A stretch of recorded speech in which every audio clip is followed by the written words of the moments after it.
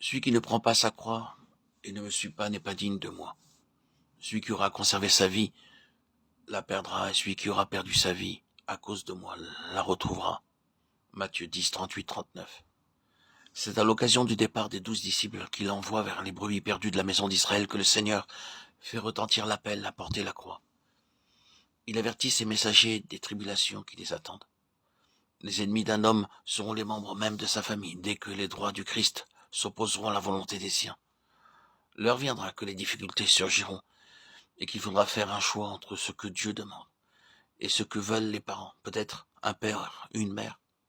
L'épée est là, qui va faire son œuvre de séparation. Obéissant à l'appel, le disciple prendra la croix et suivra le Seigneur jusqu'au crucifixion.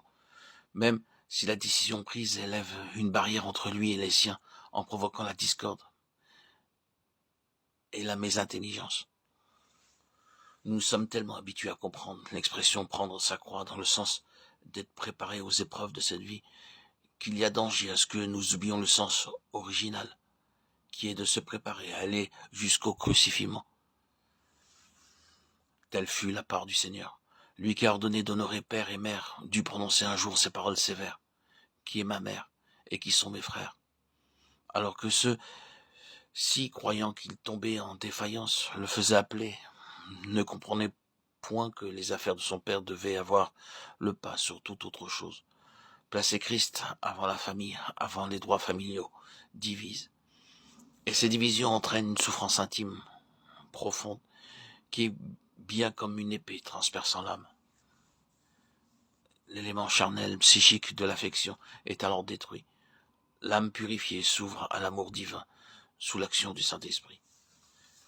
Et ceux qu'elle aime, elle ne les aime plus pour elle-même, ni pour eux-mêmes, mais pour Dieu et en Dieu. La vie inférieure a fait place à une autre vie, d'ordre supérieur. L'âme, avec sa personnalité, sa capacité, subsiste.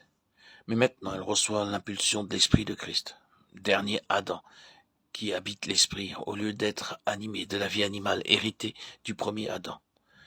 1 Corinthiens 15, 45, 48. Dans l'évangile de Luc, l'action de la croix sur les affections psychiques humaines est mieux définie. Elle est décrite avec plus d'énergie. C'est le mot « haïr » qui est employé. Le Seigneur dit « Si quelqu'un veut venir après moi et ne hait pas son père, sa mère, sa femme, ses enfants, ses frères et sœurs, et même sa propre vie, il ne peut être mon disciple. » Luc 14, 26. Ici encore, le mot grec est psouké. Il s'agit donc de la vie psychique. Dans le passage de l'évangile de Matthieu, il est surtout question de choix, de préférence, de première place. Le Seigneur fait appel à la volonté. Il faut choisir entre lui et les membres de la famille et lui donner la première place dans le cœur. Sinon, le servir est impossible.